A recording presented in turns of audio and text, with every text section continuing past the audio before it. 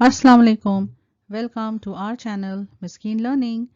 इस वीडियो में हम करेंगे भोली लेसन का चिट चैट। मार्जिन वर्ड्स और क्वेश्चंस हम पार्ट 2 में देखेंगे क्योंकि भोली लेसन एक बहुत बड़ा लेसन है, इसलिए हमें ज़्यादा वक्त लगेगा। आगे बढ़ने से पहले मैं आपको आपकी इंग्लिश सुधारने के लिए एक नुस्खा देना चाहती हूँ और वो ये है कि आप इंग्लिश कोर्स बुक के लेसन्स को ज़ोर ज़ोर से पढ़िए। ये नुस्खा मैंने मराठी सीखने के लिए स्कूल में अपनाया था और मुझे इससे बहुत फ़ायदा हुआ था। इससे फ़ायदा ये है कि आप इंग्लिश के अल्फाजों को याद कर पाएंगे, जुमलों को आसानी से बोल पाएंगे और एग्ज़ाम की तैयारी भी हो जाती है। अगर पढ़ने में आपको मुश्किल होती है तो हमारे रीडिंग वीडियोस देखिए, जिसमें हमने लेसन्स को बहुत धीरे धीरे पढ़ा है ताकि आप आसानी से पढ़ पाएं और साथ में दोहरा पाएं। लेसन्स का तर्जुमा भी उसमें दिया गया है। चलिए चिट चैट शुरू करते हैं। चिट चैट का पहला टॉपिक है various social evils that exist in big cities, small towns, villages. बड़े शहरों में, छोटे शहरों में और गांवों में जो समाजी बुराइयां होती हैं उन पर हमें चर्चा करनी है। बिग सिटीज में क्या होता है? Safety issues specially for women and during night time. बड़े शहरों में हमें हमारी हिफाजत का ध्यान रखना पड़ता है, बहुत खतरा होता है, खासकर औरतों के लिए और रात के वक्त। Anti social elements like criminals, drugs, scamsters. जुर्म करने वाले लोग बहुत होते हैं, ड्रग्स, नशे की आदत वगैरह लोगों में होती है और स्कैमस्टर्स यानी धोखाधड़ी करने वाले लोग बहुत होते हैं। करप्शन यानी रिश्वतखोरी, पॉवर्टी गरीबी बहुत होती है और ओवर पॉपुलेशन बहुत आबादी होती है। आबादी क्यों होती है? क्योंकि शहरों में बहुत नौकरियां होती हैं तो लोग हर जगह से बड़े बड़े शहरों में आके बसते हैं और आबादी बढ़ जाती है। स्मॉल टाउन्स यानी छोटे शहरों में क्या बुराइयां हैं? जेंडर डिस्क्रिमिनेशन यानी लड़का लड़की में फ़र्क करना, लड़कियों को लड़कों के मुकाबले कम मौके देना, चाइल्ड लेबर बच्चों से काम करवाना, poor infrastructure, bad roads, transportation etcetera. Poor infrastructure यानी सहूलतें जो हमें मिलनी चाहिए जैसे कि अच्छे रास्ते, ट्रांसपोर्ट, बसें वगैरह, वो सब वहाँ अच्छा नहीं होता। फीमेल इन्फेंटिसाइड, जो बच्चियाँ होती हैं उन्हें पैदा होने से पहले ही मार देना, इसे फीमेल इन्फेंटिसाइड कहते हैं। गांव में और छोटे शहरों में लगभग एक जैसे मसाइल होते हैं, लेकिन गांव में कुछ और भी इश्यूज हैं जैसे कि इलिटरेसी। इलिटरेसी यानी पढ़ाई लिखाई कम होना, लोग वहाँ ज़्यादा पढ़ाई लिखाई को तरजीह नहीं देते। सुपरस्टिशंस यानी डर वगैरह पालना, वहमी होना, भूत प्रेत पर विश्वास करना, वो सब सुपरस्टिशंस होता है। और कास्ट डिस्क्रिमिनेशन, कास्ट डिस्क्रिमिनेशन यानी ऊंची जात, नीची जात, ये सारी चीज़ों में फ़र्क करना, एक दूसरे में फ़र्क करना। चिट चैट का दूसरा topic, very few youngsters like to take up social work as a career, discuss reasons why they do not take it up seriously. बहुत कम नौजवान होते हैं जिन्हें सोशल वर्क या सामाजिक कामकाज को अपना करियर बनाना होता है। ऐसा क्यों है? The first aim for any youngster today is to take up high paying job and social service jobs offer very low salaries.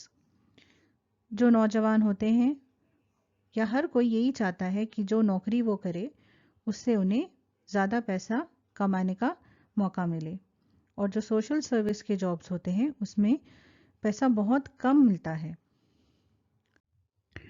दूसरा reason, people who want to take up social service jobs need to be very passionate about helping others and also have great sense of responsibility. Youngsters are not so mature to think about others' needs and to handle people emotionally. Social service के जो jobs होते हैं वो करने के लिए इंसान में बहुत जज्बा होना पड़ता है और दूसरों को समझने की सलाहियत होनी होती है। लेकिन जो नौजवान होते हैं वो खुद छोटे होते हैं, उन्हें ज़्यादा एक्सपीरियंस नहीं होता है दूसरों को समझने के लिए, इसलिए वो ऐसे जॉब्स लेने के लिए घबराते हैं और इमोशनली स्ट्रांग भी बहुत होना पड़ता है ऐसे जॉब्स करने के लिए, इसलिए नौजवान ऐसे जॉब्स नहीं लेते हैं। तीसरा रीज़न है social issues can be very stressful as well as they may involve legal political issues which people feel afraid to deal with। जो सामाजिक इश्यूज होते हैं उसमें तनाव बहुत होता है, जहनी तौर पर इंसान को बहुत सोचना पड़ता है, तकलीफ़ें उठानी पड़ती हैं और इसमें कोर्ट कचहरी वगैरह के काम बहुत होते हैं, ऑफिस वगैरह बहुत जाना पड़ता है, लोगों को धक्के खाने पड़ते हैं, तो लोग ऐसे काम करने से घबराते हैं। चौथा रीज़न है youngsters do not have much knowledge or awareness about the different ways they can take up social services career. Need to research for such colleges. बच्चों, हम अक्सर ऐसी कोर्सेज की तरफ ही देखते हैं जो आमतौर पर कॉमन है, जैसे इंजीनियरिंग, मेडिसिन वगैरह वगैरह। लेकिन अगर आपको सही में सोशल सर्विस में इंटरेस्ट है तो आपको रिसर्च करनी चाहिए कि हमारे कंट्री में ऐसे काफ़ी कॉलेजेस हैं जो सोशल सर्विस की खास डिग्री ऑफर करते हैं। बच्चों, मैं ऐसे कुछ लोगों को भी जानती हूँ जिन्होंने सोशल सर्विस में पीएचडी की है और वो फॉरेन कंट्रीज में काम करते हैं, जैसे यूनाइटेड नेशंस वगैरह में काम करते हैं। अगर आपको इस चीज़ में दिलचस्पी है तो आप इस पर ज़रूर रिसर्च करिए। Adjectives and some adverbs can be used in 3 degrees of comparison: positive, comparative and superlative। बच्चों, इस वीडियो में हम डिटेल में इस टॉपिक पर बात नहीं कर सकते, लेकिन मैं आपको कुछ बातें समझाना चाहती हूँ जो आपकी काम आएंगी। हम ज़रा इसे शॉर्ट में डिस्कस करते हैं। पॉजिटिव डिग्री क्या होती है? जब हम किसी इंसान या चीज़ की खूबी का मुकाबला किसी और से नहीं करते, जब हम सिर्फ उस चीज़ की बात करते हैं, तब हम इसे पॉजिटिव डिग्री कहते हैं।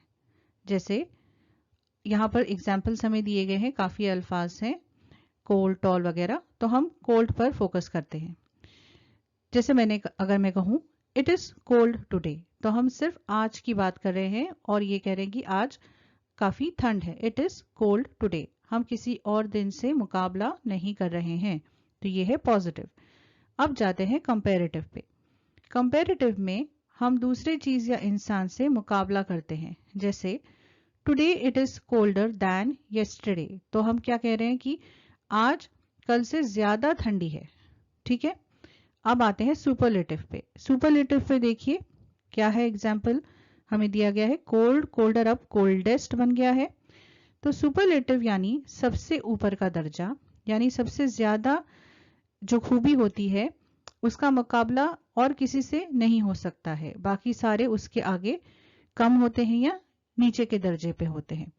जैसे अगर मैं कहूँ कि today is the coldest day, आज का दिन सबसे ठंडा दिन है, तो ये है हमारी 3 डिग्रीज। अब हम हमारा टेबल कंप्लीट करते हैं। अब हम पहला एग्जाम्पल देखते हैं। सिंपल, इसका कंपैरेटिव है सिंपलर और सुपरलेटिव है सिंपलेस्ट। गौर करिए बच्चों कि कंपैरेटिव में एंडिंग हो गई है सिंपलर, यानी हमने लास्ट में ER लगाया है, और सुपरलेटिव में है सिंपलेस्ट, EST से ये एंड होता है। अक्सर जो कंपैरेटिव और सुपरलेटिव डिग्रीज है, जब हमारा पॉजिटिव वर्ड उसमें हम कन्वर्ट करते हैं तो इसी तरह उसमें ER और EST लगता है। अब अगला वर्ड देखते हैं। अगला वर्ड है, यहाँ पर जो एग्जाम्पल ऑलरेडी दिया है वो है प्रिटियर और इसका पॉजिटिव है प्रिटी। तो अब सुपरलेटिव क्या होगा बच्चों? वो होगा प्रिटीएस्ट, EST से एंड होगा। तीसरा देखिए डीपेस्ट, हमें पहले से दिया हुआ है, ये एंड हो रहा है EST से, तो कंपैरेटिव आसान हो गया, क्या होगा? डीपर, और इसका पॉजिटिव वर्ड क्या है? डीप, तो डीप, डीपर, डीपेस्ट। अब इस अगले एग्जाम्पल पर आइए। चौथा वर्ड है इंटेलिजेंट। अब इंटेलिजेंट का इंटेलिजेनर और इंटेलिजेनेस्ट नहीं होता है, ये आपको याद करना है अच्छे से। इंटेलिजेंट का बनता है मोर इंटेलिजेंट और मोस्ट इंटेलिजेंट, तो ये अलग किस्म का है। इसे आप अच्छे से याद रखिए। 5वां है, कंपैरेटिव में दिया है बेटर। बेटर का पॉजिटिव होता है गुड और सुपरलेटिव होता है बेस्ट। ये भी एक अलग किस्म का डिग्री कंपैरिजन है, इसे भी अच्छे से याद रखिए। अगला है देखिए, सुपरलेटिव में मोस्ट अफेक्शनेट दिया है। तो हमने पहले इंटेलिजेंट का एग्जाम्पल देखा था कि जब मोस्ट सामने लगता है तो इसका मतलब क्या हो गया कि कंपैरेटिव में मोर लगेगा, ठीक है। और जो वर्ड है अफेक्शनेट वो पॉजिटिव में वैसा का वैसा रहेगा, तो पॉजिटिव अफेक्शनेट और कंपैरेटिव में मोर आ गया, मोर अफेक्शनेट। अब अगला वर्ड देखते हैं, यंग। इसका है कंपैरेटिव यंगर, तो सुपरलेटिव हो गया यंगेस्ट। कंपैरेटिव का अगला देखिए, हमें एग्जाम्पल दिया है नियरर, तो ये काफी आसान हो गया आपके लिए। इसका क्या होगा, ई आर निकाल देंगे तो वो पॉजिटिव बन गया नियर, और ई एस टी लगा देंगे तो सुपरलेटिव हो गया नियरेस्ट। इसी तरह है बाकी का, क्विक और क्विकर और क्विकेस्ट। और लास्ट वाला अच्छे से ध्यान दीजिए, यह है मच, मोर और मोस्ट। इसे याद रखिए। Pick out Hindi words used in the story written in English, give their English alternative.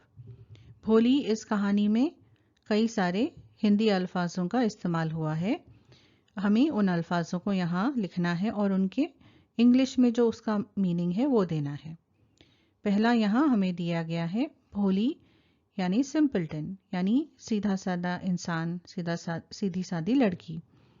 दूसरा है नंबरदार, नंबरदार यानी रेवेन्यू ऑफिसर। तीसरा है पिताजी, पिताजी यानी फादर। चौथा है तहसीलदार यानी head of the revenue department. और आखिरी है इज्जत यानी ऑनर या respect. Write 3 advantages and 3 drawbacks for each of the following. तो हमें advantages यानी जो फायदे हैं और drawbacks यानी जो नुकसान हैं उन्हें यहाँ पर लिस्ट करना है सिटी लाइफ और विलेज लाइफ के लिए। तो पहले सिटी लाइफ यानी शहर की जिंदगी में एडवांटेजेस क्या है, फायदे क्या है, वो देखते हैं। Write 3 advantages and 3 drawbacks for each of the following. शहर और गांव की ज़िंदगी में हमें फ़ायदे और नुकसान क्या दिखाई देते हैं हमें बताना है। शुरू करते हैं सिटी लाइफ से। Easy transportation, hospitals and entertainment.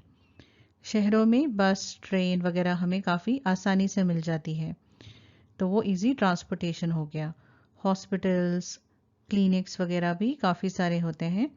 And entertainment यानी हमें एंटरटेनमेंट के काफ़ी ज़रिए हैं, जैसे मॉल्स होते हैं, सिनेमा हॉल्स होते हैं वगैरह वगैरह। Second, employment opportunities. एम्प्लॉयमेंट यानी कामकाज, नौकरी लोगों को शहरों में काफ़ी मिलती है। Third, many schools and college options. शहरों में बहुत सारे स्कूल्स होते हैं, अलग अलग मीडियम के स्कूल्स होते हैं और कॉलेजेस के भी काफ़ी ऑप्शंस होते हैं, काफ़ी कोर्सेज के ऑप्शंस होते हैं। ड्रॉबैक, शहर के नुकसान क्या है, very stressful life and highly competitive.